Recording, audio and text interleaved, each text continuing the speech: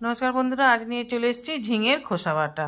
এখানে আমি 500 গ্রাম ঝিঙের খোসা খুব ভালো করে ধুয়ে জল জড়িয়ে নিয়ে নিয়েছি। নিয়ে নেব একটা মিক্সি জার, তার মধ্যে দিয়ে দেবো ঝিঙের খোসা, 8-10টা রসুন, কাঁচা লঙ্কা দিয়ে একটা পেস্ট বানিয়ে নেব। ওভেনে ফ্রাইং প্যান বসে দিয়ে দেবো তেল, দিয়ে দেবো শুকনো লঙ্কা, কালো জিরে আর হিং, দিয়ে দেবো পরিমাণ মতন লবণ। এবার ফোড়নটাকে একটু ভালোভাবে নেড়ে চেড়ে নিয়ে দিয়ে দেবো খোসা বাটাটাকে।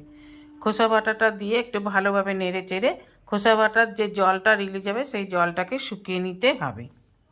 এখানে বলে রাখি বন্ধুরা, রেসিপিটা যদি ভালো লাগে অবশ্যই একটা লাইক, কমেন্ট, সাবস্ক্রাইব করার অনুরোধ রইল। দিয়ে দেবো একটা পাতিলেবুর রস।